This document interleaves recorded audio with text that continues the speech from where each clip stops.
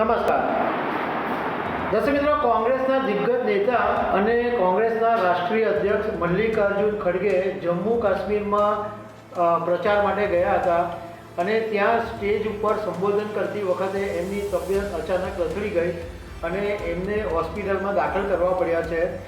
જો કે એમના પુત્રએ એક્સ પ્લેટફોર્મ ઉપર માહિતી આપી કે એમની તબિયત અત્યારે સુધારા પર છે.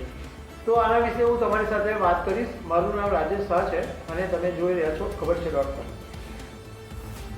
દર્શક મિત્રો, જમ્મુ અને કાશ્મીરમાં ટોટલ વિધાનસભાની 90 બેઠકો છે અને ચૂંટણી પંચે 3 તબક્કામાં મતદાન કરવાની જાહેરાત કરી હતી. એમાંથી અત્યાર સુધીમાં 2 તબક્કાનું મતદાન પૂરું થઈ ચૂક્યું છે અને હવે ત્રીજા તબક્કાનું જે મતદાન છે એ 1 ઓક્ટોબરે થવાનું છે અને 8 ઓક્ટોબરે પરિણામ જાહેર થવાના છે.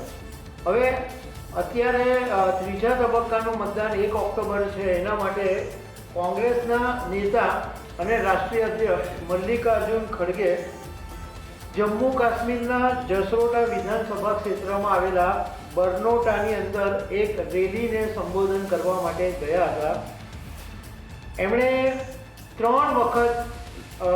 થી 3 વખત એમને સ્ટેજ પર પ્રોબ્લેમ થયો, પણ છેલ્લે પછી એમની તબિયત વધારે બગડી તો હોસ્પિટલ દાખલ કરવા પડે. તો પહેલાં જ્યારે એમણે એમના ભાષણની શરૂઆત કરી ત્યારે એમણે ભાજપ ઉપર આકરા પ્રહારો કરતા હતા અને થોડી જ વારમાં એમની તબિયત બગડી અને અચાનક મલ્લિકાર્જુન ખડગે બેભાન થઈ ગયા. આ જોઈને કોંગ્રેસના નેતાઓ જે સ્ટેજ પર બેઠા હતા એ ટેન્શનમાં આવી ગયા હતા અને બધા નેતાઓ ખડગેની પાસે પહોંચી ગયા હતા. ગુજરાતના કોંગ્રેસના નેતા અને જમ્મુ કાશ્મીરના પ્રભારી ભરતસિંહ સોલંકી પણ સ્ટેજ ઉપર બેઠા હતા અને મલ્લિકાર્જુન ખડગેની તબિયત લથડતા તેઓ પણ એમની પાસે દોડી ગયા હતા. થોડીવાર એમણે રેસ્ટ કર્યો મલ્લિકાર્જુન ખડગે અને પછી ફરીથી સંબોધન કર્યું, પણ પાછા થોડીક વારમાં બોલતા બંધ થઈ ગયા, અચાનક ચૂપ થઈ ગયા. પછી પાછા ઊભા થયા અને 2 મિનિટ ભાષણ કર્યું અને એમાં એમણે આક્રમકતાથી એવું કીધું કે હું હજુ 83 વર્ષનો છું અને મરવાનો નથી. જ્યાં સુધી પ્રધાનમંત્રી નરેન્દ્ર મોદીને સત્તા પરથી નહીં હટાવો ત્યાં સુધી હું જીવતો રહીશ, એવું મલ્લિકાર્જુન ખડગેએ વાત કરી. પરંતુ એ પછી એમની હાલત વધારે ખરાબ થઈ ગઈ અને એમને પછી હોસ્પિટલમાં લઈ જવા પડ્યા.